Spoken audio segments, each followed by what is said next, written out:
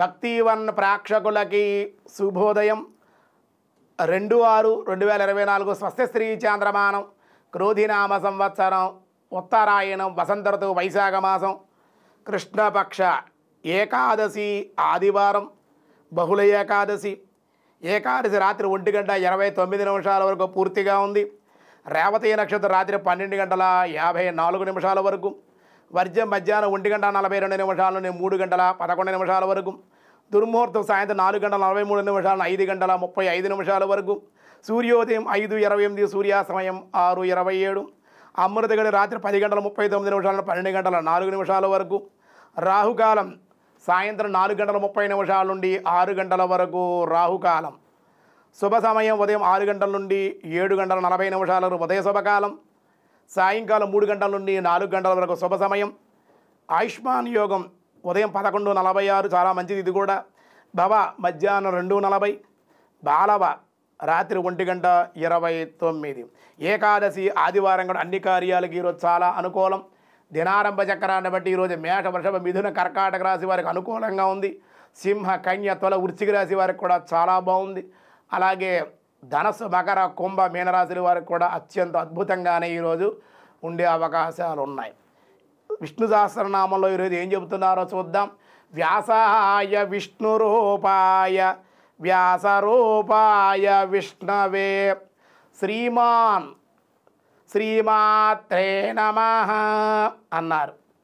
ఈ పవిత్రమైన నామాన్ని ఈ విష్ణు స్తవరాజంలో 4 పర్యాయాలుగా వ్యాసుడు తన్మయత్వంతో గానం చేసేట వ్యాస మహర్షి.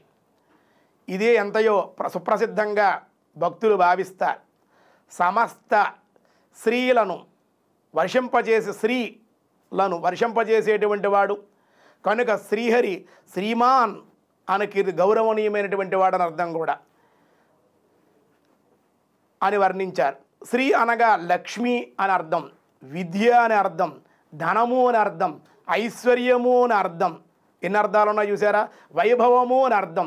అందుకే శ్రీమాన్ అంటారు. మన పేరు ముందు వైగానసులు కానీ వైష్ణవులు కానీ మగ్ధులు కానీ వీళ్ళు శ్రీమాన్ అని పెడతారు. శ్రీమాన్ సీతారామాచార్యులు ఇలా రకరకాల పేర్లు ఉంటాయి. శ్రీమాన్ అంటే గౌరవం అన్నమాట. వాడు లక్ష్మీప్రదమైన విద్య కలిగినటువంటి వాడు, ధనం కలిగినటువంటి వాడు, ఐశ్వర్యం వైభవము కలిగినటువంటి వాడు అని అర్థం శ్రీమాన్. అటువంటి పరమాత్మగా పేరుంది మొదటిసారిగా. ఆయన దగ్గర నుంచే మనకు వచ్చిందన్నమాట. కాబట్టి శ్రీమాన్ అంటే సమగ్రమైన ఐశ్వర్యము సంపదలు కలిగి లక్ష్మీ విద్య ధనము ఐశ్వర్యము వైభవము ధృతి క్షమ ఓజస్సు తేజస్సు మున్నగు దివ్యమైన మనకన్నా ఎక్కువ ఉంటాయి ఆయనకి. దివ్యమైన విభూతులు కలిగి ఉన్నటువంటి వాడనే భావం.